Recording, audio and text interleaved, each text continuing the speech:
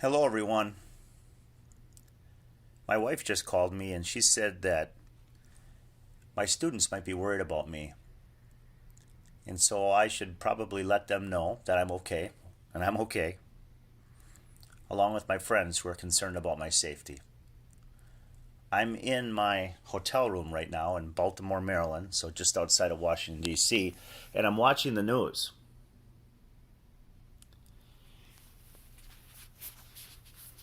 And being there today, I felt like I was in the middle of the First Amendment. You know, when the founding fathers wrote that, they gave us so many precious freedoms, especially in the First Amendment.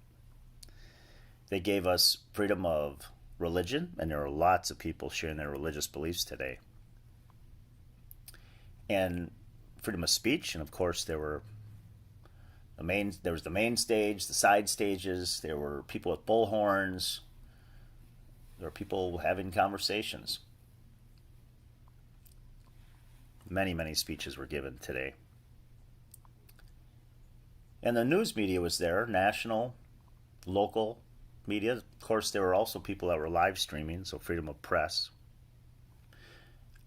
A lot of different individuals handed out brochures and pamphlets to me, trying to convince me one way or another of something. So that would be freedom of petition. But the big one, assembly.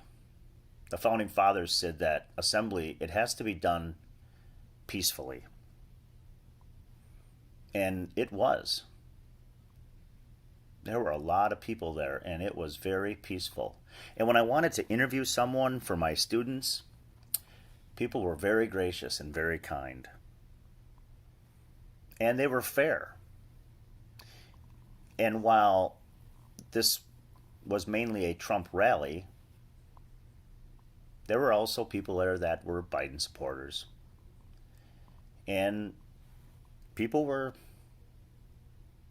intermingling. They were fine. And sometimes I saw people just agree to disagree. And that's great. But then I see what it eventually devolved into. And I see the storming of our nation's capital. And the elation that I first felt to the sorrow and sadness that I feel now. It's such an awful roller coaster ride. And you know, this isn't who we are. This is not who we are as a nation. And while we haven't lost our national soul, I feel as if we've misplaced it. You know, Abraham Lincoln said that during these difficult times, we have to appeal to the angels of our better nature. And I think that's true. And if you're on the victorious side, however you define that, it's important to be humble. And if you feel as if your side, however you define that, has lost, it's important to be steadfast. Humble in victory and steadfast in defeat.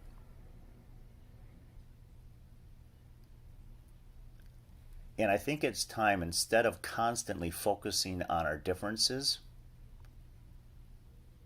that we start to look at what we have in common as Americans. Even that term, American, you know, people today, I met people from all walks of life, different ethnicities, different nationalities.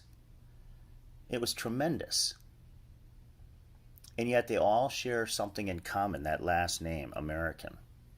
You know, they might identify as German American, or maybe they say they're Italian American.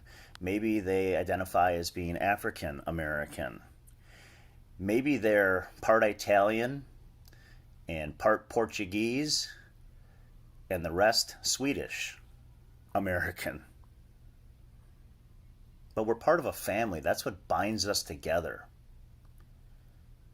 with those universal values that so many people around the world wish and pray that they could have in their own homelands. liberty and freedom, opportunity, the ability to demonstrate your integrity, universal values of honesty and respect. And so while tonight is difficult on me, and obviously I'm worried what people around the world think of us, my bigger concern right now is how we as the American people, what we're feeling. And it's time we felt a sense of urgency. We need to start healing and coming together. We need to build bridges.